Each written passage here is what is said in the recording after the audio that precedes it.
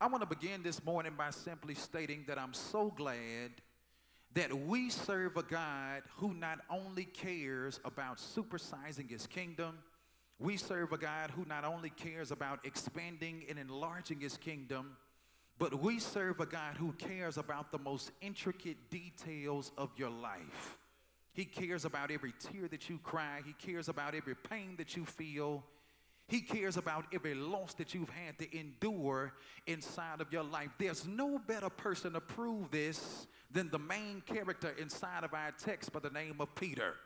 It is quite interesting to know that in Acts chapter number 2, the Bible declares that on the day of Pentecost, God in his infinite wisdom used Peter for the purpose of supersizing and enlarging his kingdom. It was in fact Peter who preached the first message on the day of Pentecost, and when he opened the doors of the church, 3,000 souls, not counting the women and the children, were added to the church in one day, in the very first mega church in the history of the entire world was birthed at that particular moment in time. Why is that? Because God used Peter to supersize his kingdom.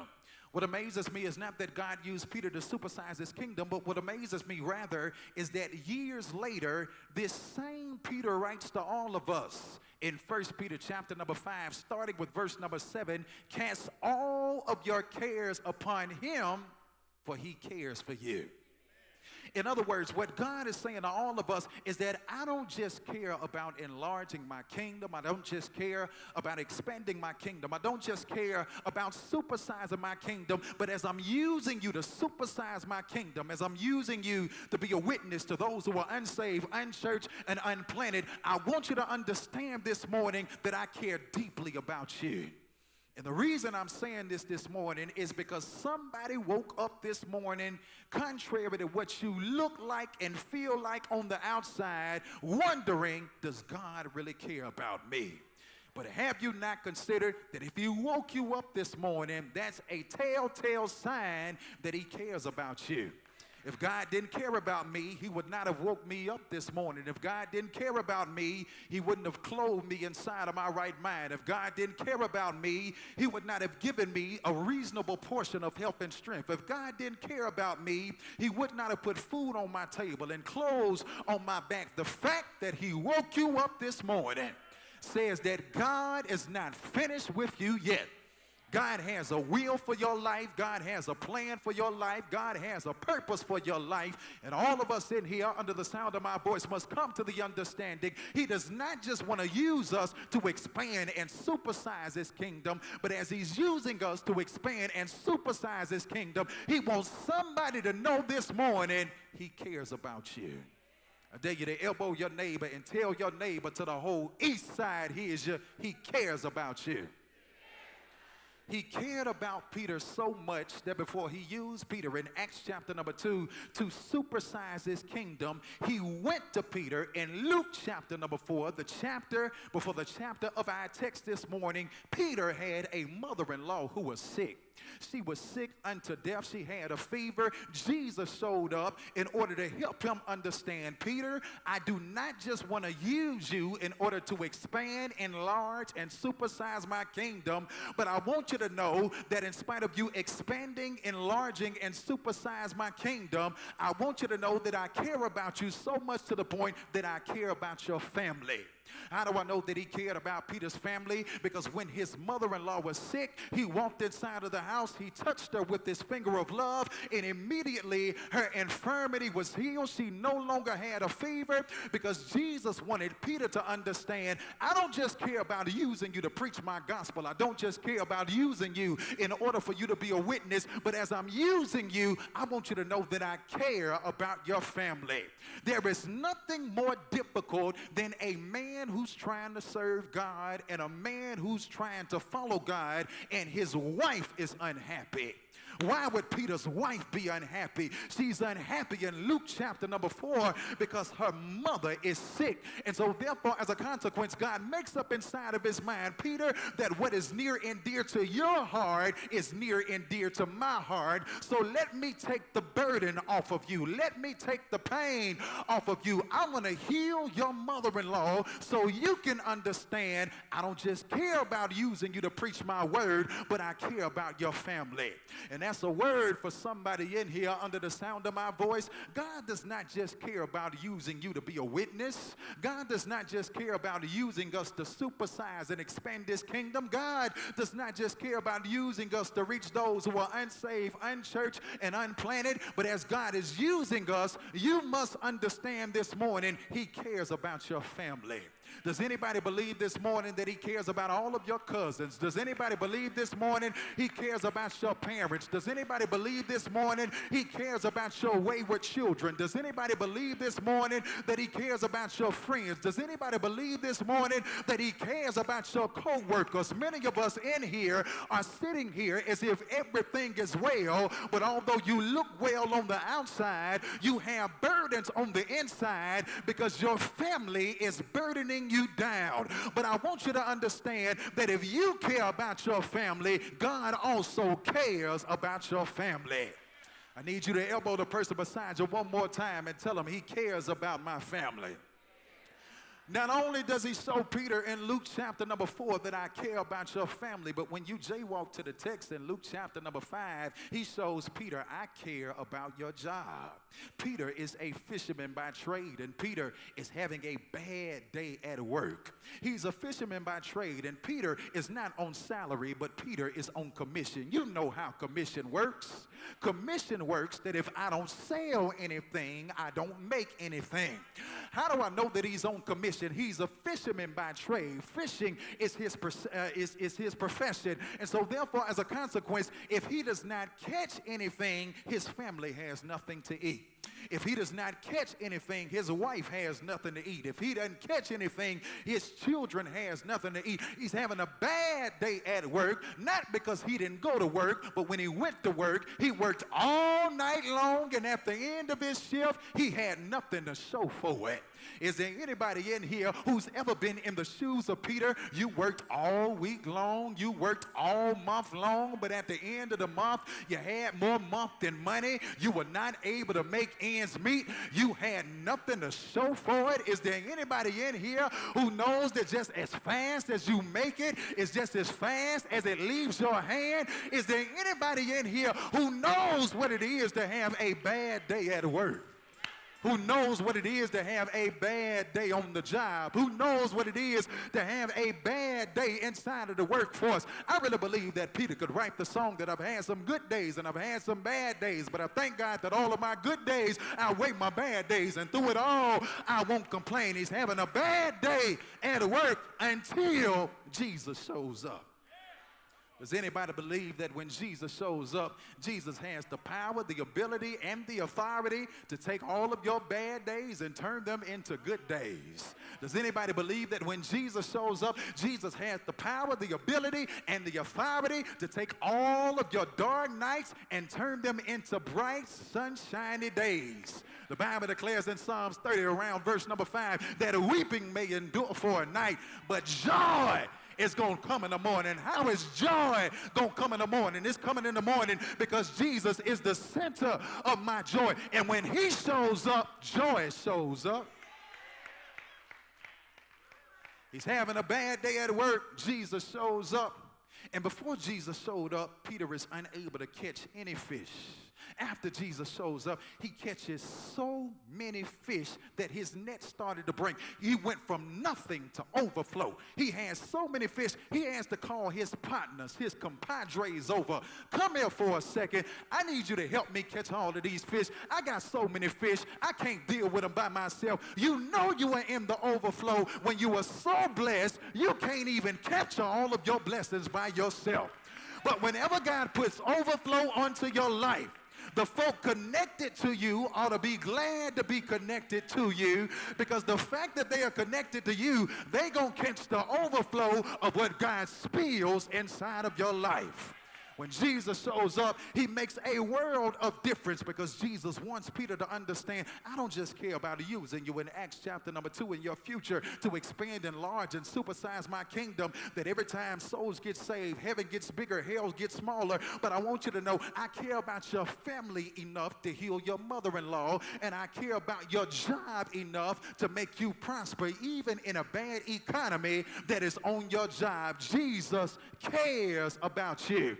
And ladies and gentlemen, that's a good word for somebody this morning to know that this Supersize It series is not just a series to win those who are unsaved, unchurched, and unplanted to Jesus Christ, but I want you to understand that as God is using you to bring those outside of his house into his house, that he cares about every tear you cry, he cares about every pain you experience, he cares about every loss you've had to endure, he cares about every burden that you carry, he cares about everything that's a loss inside of your life. Somebody shout, Jesus cares about me. It is quite interesting to note that when it is that we survey the text, the Bible declares in Luke chapter number 5, verse number 2, that Peter is fishing without Jesus. And while he's fishing without Jesus, Jesus shows up. And in Luke chapter number 5, verse number 2, Peter is sitting before Jesus with an empty net. He's sitting before Jesus with an empty net. What amazes me is not that his net is empty, but what amazes me rather is why his net is empty. His net is empty not because he did not go fishing, but his net is empty because although he went fishing, he had a bad day at work.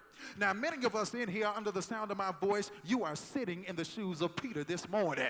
You won't say it, but I got a sneaky suspicion I have some Peters and some Peterettes inside of this building at this particular moment in time. Many of us are sitting in this sacred place called sanctuary before Jesus with an empty net.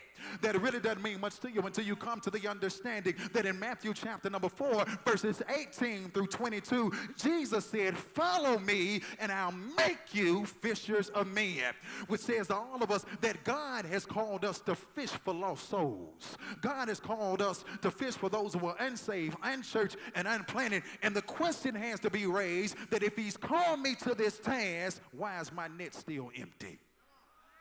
We're sitting before Jesus, just as Peter was sitting before Jesus. Both of our nets are empty, but it's not for the same reason. His net was empty, not because he didn't go fishing, he just had a bad day. But for many of us, our nets are empty, not because we had a bad day, but because we simply did not go fishing. Can I ask you a question? When was the last time you shared your faith? When was the last time you shared your testimony? You do understand there's no testimony without a test. You mean to tell me you're going to allow life to take you through all of those tests and you're not going to open your mouth and share it with nobody? The Bible declares that we overcome by the blood of the Lamb and the word of our testimony. It is your testimony that's going to cause somebody to keep going when they feel like quitting. When was the last time you invited somebody to church? Many of us are sitting before Jesus this morning and our nets are empty, not because we did not have a bad day, but simply because we ain't been fishing in a long time. Can I pause to tell somebody, you don't even have to look far to go fishing. Because those that are unsaved, unchurched, and unplanted, some of them live inside of our own house. Some of them are eating at the same dinner table. Some of them are sleeping inside of the same bed. Some of them we work with. Others of them we go to school with. You don't have to go far in order to go fishing. Many of us are just like Peter. Our nets are empty this morning, not because we're having a bad day, but simply because we failed to go fishing at all. I want you to understand there are three things that we must understand of why it is that many of us are fishing, yet we are fruitless at the same time. I mean, if I'm going to go fishing, if I'm going to tell somebody about the goodness of Jesus the Christ, if I'm going to tell somebody I love the Lord, he heard my cry and pitied every groan, long as I live, and trouble rise, I haste unto his throne. If I'm going to tell somebody I trust in the Lord until I die, I treat everybody right until I die, I'm going to stay on the battlefield until I die, I want to have something to show for it when I finish. But the question has to be raised that even when we go fishing, why are we fishing but we're fruitless at the same time? The first reason many Christians are fishing but fruitless is because we fish without the presence and the power of Jesus. God Almighty, if you're going to go fishing on behalf of Jesus, you can't do it without him. If you're going to go fishing on behalf of Jesus, I can't do it without his power. I can't do it without his presence. Is there anybody in here under the sound of my voice who can attest to the reality that I don't just want him, but I need him? I need him more than the air that I breathe. I need him more than the food that I eat. I need him more than the water that I drink. The old people used to say it like this: I need thee, oh, I need thee every hour. I need thee, oh, bless me now, my Savior. I come to thee. Many of us are fishing, yet we are fruitless because we're fishing like Peter without the power and the presence of Jesus. Have you not considered Luke chapter number 5, verse number 2? Peter is fishing. He's fishing, but he's fishing, and Jesus is not inside of the ship. And because Jesus is not inside of the ship, he does not have the presence of Jesus. He does not have the power of Jesus. But Jesus shows up on the scene in Luke chapter number 5, verses 6 through 7. And the Bible declares that when he launches out into the deep, Peter does not just catch one fish, two fish, three fish, $1. All for Jesus, stand up and holler. He don't catch a few fish. But the Bible declares he catches so many that his net starts to break. But the only way he caught so many that his net started to break is when he had the power and the presence of Jesus. Can I pause to tell somebody, we've been seeing trickles of those who are unsaved, unchurched, and unplanted, but there's getting ready to come a time. There's getting ready to come a moment. There's getting ready to come a day, and the pastor's not going to do it all by himself, but God's charging you in order to reach those who are unsaved, unchurched, and unplanted and bring them into his house. And it's not just going to be a trickle. There's getting ready to come a time the net's getting ready to break. There's getting ready to come a time when those that are unsaved, unchurched, and unplanted are going to be flocking to the house of God, are going to be running to the house of God. But in order for us to experience that kind of supersize it, we can't do it without the power and the presence of Jesus. Somebody shout, Jesus, I need your power. Somebody say, Jesus, I need your presence. The second thing that we learn about fishing, ladies and gentlemen, many Christians are fishing but are fruitless. Number two, because we crave to be in control. Isn't it amazing that when Jesus shows up, he says to Peter, Peter, the reason you ain't caught none, you in the shallow. As long as you were in the shallow, your feet are able to touch the bottom of the ocean. And as long as you're able to touch the bottom of the ocean, you are in control, and it doesn't require you to trust me. So here's what I want you to do. I want you to launch out into the deep. I want you to launch out into a place where your feet can no longer touch the bottom. I want you to launch out into a place where you don't have mama to call, you don't have daddy to call, you don't have friends to call. You can't do nothing but trust me. Has anybody ever been in that place? I don't know what your deep is. You don't know what my deep is, but all of us know what it is to be inside of the deep. When God allows you to go through a situation, mama can't get you out. Daddy can't get you out. Friends can't get you out. They say, if you need me, all you got to do is call. And the moment you pick up the phone and call, they're nowhere around the phone. They don't even want to answer your telephone call. And you can't call on nobody but Jesus. And I came to tell somebody that whenever you find yourself in that place, that is the place where God wants you to be. He says, as long as you're in the shallow, your feet can touch the bottom of the ocean, which means that you're in control. But I want you to get to a place where your feet are unable to touch the bottom of the ocean. I want you to get to a place where you have no choice but to depend on me, where you have no choice but to trust in me. Jesus told Peter to launch out into the deep to a place where he had no control. And he says, when you have no control, know that I'm still in control. And is there anybody in here under the sound of my voice who knows that it might be out of your hands, but it's not out of God's hands, because God is still in control. Is there anybody in here under the sound of my voice who can attest to the reality, God, I want to lose my mind so I can gain your mind. I want you to be in control. I need you to take control of my mind. I need you to take control of my heart. I need you to take control of my spirit. I need you to take control of my life. Is there anybody in here who knows that when life gets tough and you feel like giving up, the only reason you still got a small piece of sanity, it brings you great joy and comfort to know that it's out of my hands, but it's in his hands. Somebody shout, God is in control. One reason that many of us are fishing and fruitless is because we crave control, or we crave to control the people that we're trying to witness to. So you invite them to church. Then you got the nerve to get mad at them and express your anger when they don't show up. So you come to church with hell in you. And after all of the praise and worship, leave with hell inside of you. And take the same hell that you came with to the church right back home. And then you mad because the person you praying for still ain't came to church. Why would I come to your church if your church ain't making a difference in your life? If it ain't making a difference in your life, what makes me think that it's going to make a difference inside of my life? You left the house, hell inside of you. You came back to the house, still got hell inside of you. You ain't no Christian, you a hellion. We cannot manipulate people into coming to God's house. But the same way that God was patient with us is the same way that he's calling us to be patient with somebody else.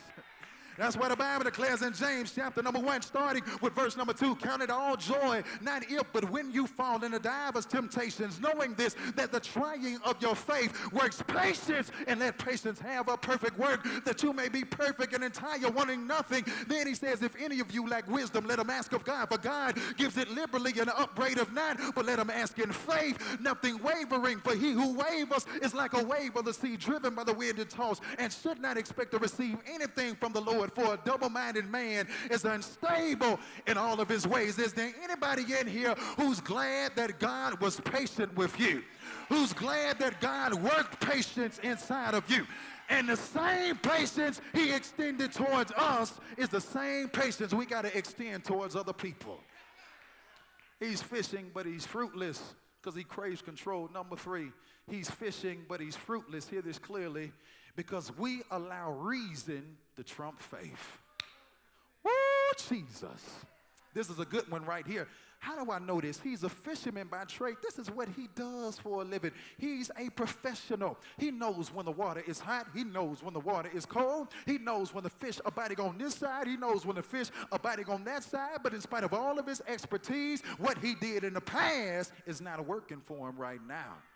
He's already put up his net. He's already mending his net. He's already washed his net. And Jesus shows up, and Peter is sitting before Jesus with an empty net. I can imagine a conversation with something like this. Why is your net empty? And I can imagine he said, you just don't know. I've been out here all night long. I've been working. I've been toiling, but I have nothing to show for it. I've had a bad day at work. Jesus says, this is what I want you to do. Launch out into the deep. And let down your net for a drought. And immediately, reason kicks in. Peter, like many of us, says, I don't understand this. He says, Master, don't you know I've toiled all night long? Don't you know I've been speaking to my hard-headed son all night long, trying to get him to come to Jesus, trying to show him that serving the Lord pays off not just after a while, but right now? Don't you know I've been speaking to my spouse all night long, and you telling me to launch out into the deep? I'm a fisherman by trade. This is what I do for a living. How in the world you want me to launch out into the deep? And I know nothing is out there. I've already been out there. And Jesus says, I know you tried it one time, but this time when you try it with me inside of the ship. I know you tried it one time, but this time when you try it, I want you to try it with me inside the relationship. With me inside of the friendship. With me inside of the sonship. With me inside of the daughtership. with me inside of the fellowship, with me inside of the kinship, because when I get in there, something gonna have to happen. There's no way for Jesus to show up and something not happen inside my life. Reason kicks in, but then after his reason kicks in, faith kicks in. How do I know that faith kicks in? After he said, Master, don't you know we've been toiling all night? He says, nevertheless. That's a faith word right there. God Almighty, do I have anybody in here who has faith? Who knows that without faith it's impossible to please God? Hebrews 11:6. Who knows that let us stand therefore fast and hold fast to the profession of our faith? Hebrews 10:23. Who knows that faith is the substance of things hoped for, the evidence of things not seen? Somebody shout, I got faith. I don't know the reason, but I got faith. It don't look good right now, but I still got faith. The sign that you have faith is when things don't look right, but you have a nevertheless inside of your spirit. I might be sick, but nevertheless. I might be broke, but nevertheless. I might be down, but nevertheless. I might be depressed, but nevertheless. I might be sad, but nevertheless. I serve a God who's able.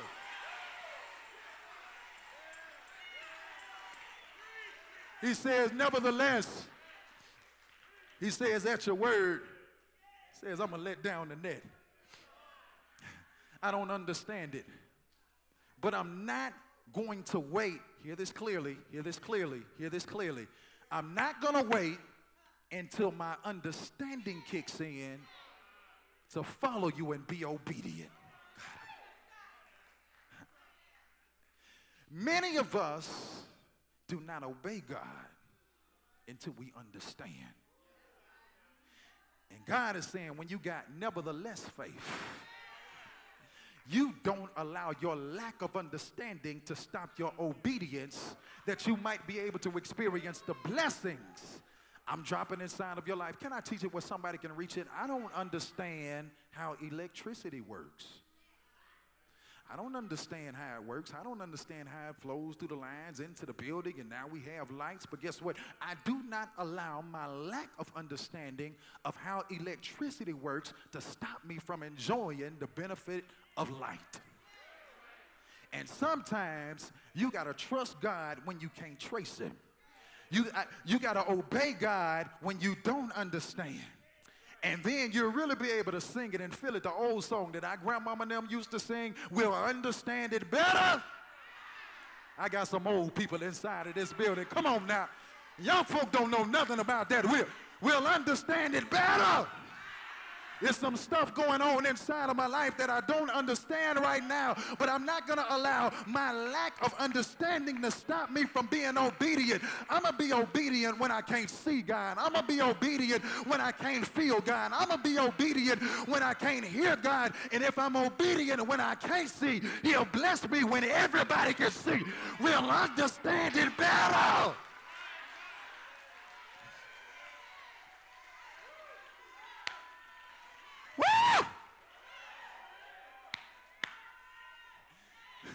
Tell the person beside you, I feel better. Woo! Tell them I feel so much better. Ooh, I feel some moment. Tell them again, I feel better. I don't understand it right now, but it's getting better, even when I can't see it.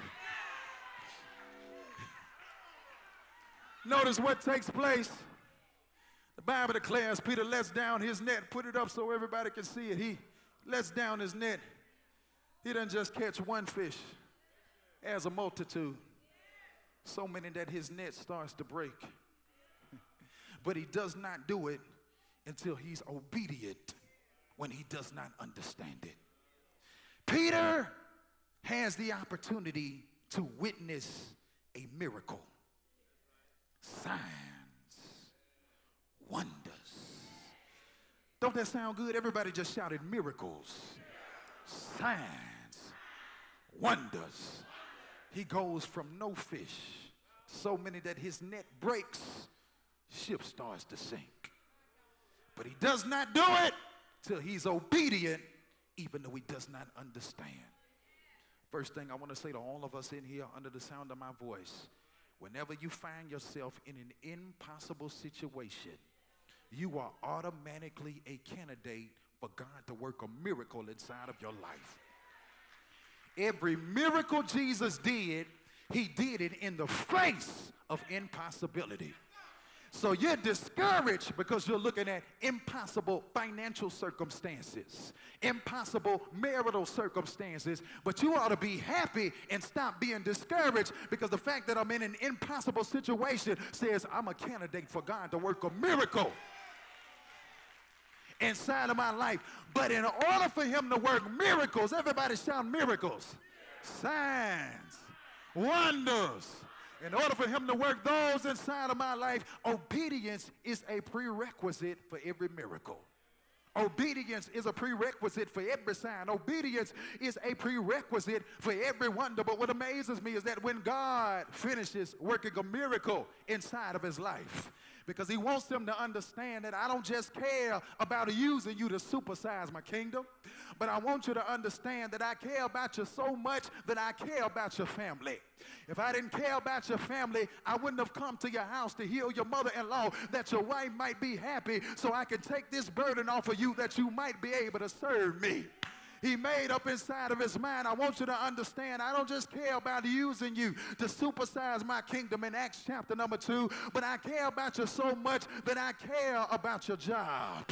That even when you're having a bad day at work and you go to work but you have nothing to show for it because you're unable to make ends meet, I want you to know that I care enough to show up, and when I show up, I'm getting ready to show out on your behalf.